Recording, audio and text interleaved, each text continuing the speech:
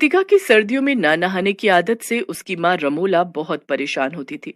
इसी कारण सर्दियां शुरू होते ही रमोला कृतिका को चेतावनी देते हुए कहती है, कृतिका, अगर इस बार भी तूने सर्दियों में ना नहाने का आलस दिखाया ना, तो मैं तुझे घर से बाहर कर दूंगी। पानी बचाने का बहाना लगाकर जो तू ना नहाने की कामचोरी करती है ना, वो बहाना तेरा अब नहीं चलेगा। माँ, मुझे तो लगता है मैं आपकी सगी बेटी ही नहीं हूँ, इसीलिए आप मुझ पर सर्दी में नहाने का अत्याचार करती हो। भला कौन सी माँ है जो अपनी बेटी को इतनी ठंड में नहाने के लिए कहेगी? अभी एक चांटा पड़ेगा ना, तो तेरी सारी अकल ठिकाने पर आ जाएगी। ठंड में ना नहाने का अंतर एक दो दिन का होता है, महीने भर का नहीं। अच्छा, अब बस भी करो माँ, अभी सर्दियां आई नहीं है, जब आएंगी तब कहना। खैर, अब मैं नहाने जा रही हूँ। कृतिका अपने कमरे में बने अटैच्ड बाथरूम में नहाने के लिए चली जाती है। और कुछ देर बाद, वाह यार, नहाने के बाद जो सुकून मिलता है ना, उसकी बात ही अलग है। लेकिन सर्दियों में यही सुकून सजा बन जाता है। मुझे तो अभी से सर्दियों के बारे में सोचकर ठंड लग रही है। फिर कृतिका जल्दी से तैयार होकर कॉलेज के लिए निकल जाती है। ऐसे ही कुछ दिन बीत जाते हैं। फिर दिसंबर का महीना शुरू हो जाता है। अरे ओ नालायक, अब उठ भी जा। मैंने तेरे नहाने का पानी गर्म कर दिया है, जल्दी से उठकर नहा ले, वरना कॉलेज के लिए देर हो जाएगी। हे भगवान, कॉलेज वाले सर्दियों में 2-3 महीने के लिए कॉलेज बंद क्यों नहीं कर देते? ऊपर से ये मेरी माँ हाथ धोकर मेरे नहाने के पीछे पड़ी रहती है। तभी वहां रमोला आ जाती है। उसकी रजाई खींचते हुए कहती है, तुझे सुनाई नहीं दे रहा? कब से आवाज दे रही हूँ? जल्दी से उठ जा, नहा ले, पानी ठंडा हो जाएगा। इसके बाद कृतिका बुरा सा मुंह बनाकर बाथरूम में चली जाती है। तभी उसे एक तरकीब सूझती है और वो बाल्टी का सारा पानी जमीन पर गिरा देती है और नहाने का ड्रामा करते हुए कहती है, ओह, ओह, माँ, मेरी माँ, कितनी ठंड है। ओह, कितनी ठंड लग रही है नहाते हुए। तभी बाहर खड़ी रमोला सब सुन रही होती है और जोर से चिल्लाते हुए कहती है, अरे बेवकूफ लड़की, नहाना नहीं था तो पानी तो रहने देती, सारा का सारा पानी जमीन पर गिरा दिया। बेवकूफ, कम से कम मेरे नहाने के ही काम आ जाता। लेकिन नहीं, मैडम को तो ड्रामा करना है नहाने का।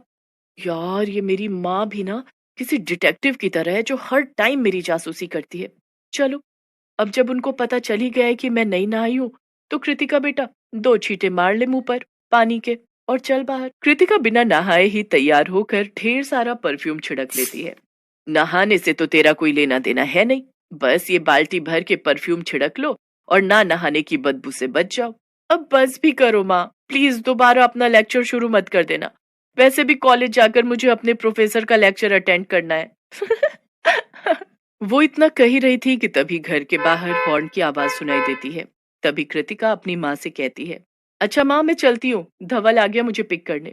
कृतिका बाहर आकर कार में बैठती ही है कि तभी रमोला झट से बाहर आती है और कहती है, अरे कृतिका बेटा, तू अपनी लाइफ लाइन, मेरा मतलब है परफ्यूम की बोतल घर पर ही भूल गई।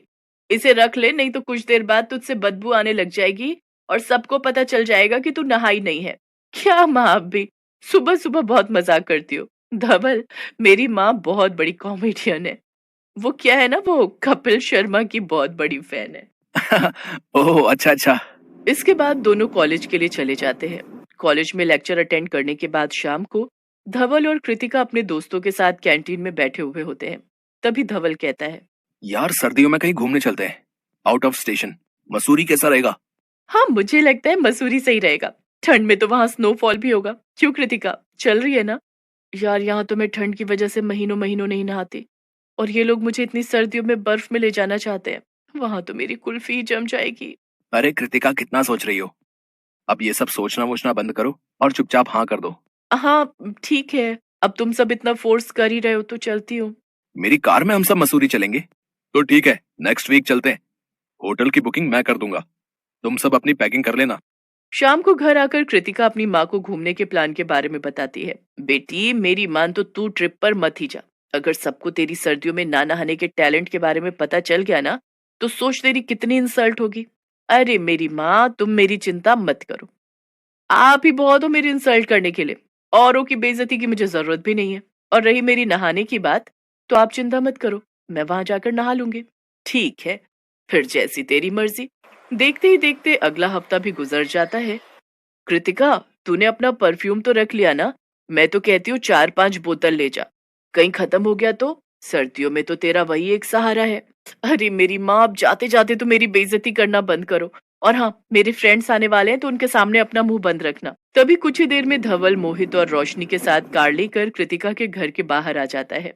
कृतिका उसमें बैठी रही होती है कि तभी रमोला उससे कहती है, अच्छा कृतिका सुन, उफ, अब मेरी माँ ना जाने मेरे दोस्तों के सामने मेरी क्या इंसल्ट कर देगी। हाँ माँ, अपना ध्यान रखना। जी जरूर, बाय।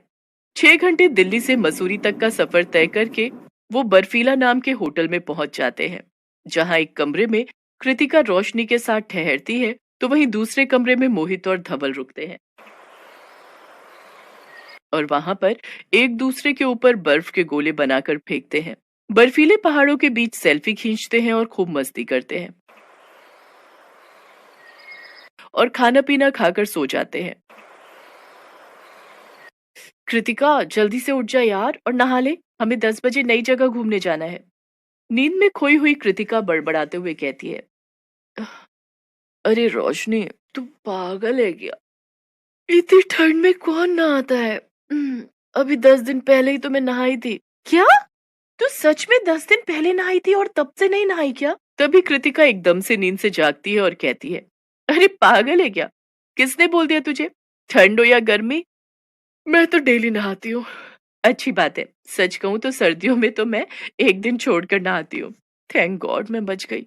आज तो मैं अपने मुंह से ही अपनी पोल खोल देती। फिर बिस्तर से निकलकर कृतिका नहाने के लिए चली जाती है और हमेशा की तरह आदत से मजबूर मुंह पर पानी के छींटे डाल देती है और धीरे धीरे पानी जमीन पर गिराती रहती है ताकि रोशनी को उस पर शक न हो। इसके बाद टॉवेल सर पर लपेट कर बाहर आ जाती है। तभी कृतिका की माँ का फोन आता है तो रोशनी फोन पिक कर लेती है। नमस्ते आंटी, मैं रोशनी बात कर रही हूँ। नमस्ते बेटा, कैसे हो तुम सब? हम सब ठीक है आंटी, आप कैसी हैं? मैं भी ठीक हूँ। अच्छा, वो महारानी कृतिका सोकर उठी या अभी भी कंबल के अंदर घुसी हुई है? अरे नहीं आंटी, कृतिका तो कब की उठ गई और अब तो वो नहाकर भी आ गई। हाँ, नहा कर आ गई? ऐसा तो हो ही नहीं सकता। अरे बेटा, वो तो 2-2 हफ्तों तक नहीं नहाती ठंड में। फिर मसूरी में तो बर्फबारी हो रही होगी। वो तुझे बेवकूफ बनाने के लिए सर पर तौलिया लपेटे खड़ी होगी। उसे नहाए हुए तो पूरे 2 हफ्ते हो गए हैं। रोशनी कृतिका को घूर घूर कर देख रही होती है। उधर कृतिका का चेहरा शर्म से झुक जाता है। रमोला फोन पर जोर से कहती है, हाय राम, कहीं उसकी लाइफलाइन, मेरा मतलब है परफ्यूम खत्म तो नहीं हो गया? कृतिका जल्दी से फोन कट कर देती है। हाय यार कृतिका, तू 2-2 हफ्तों तक नहीं नहाती। छी, कैसी है यार तू, इतनी गंदगी में रहने वाली। मुझे नहीं रहना तेरे साथ, गंदी कहीं की।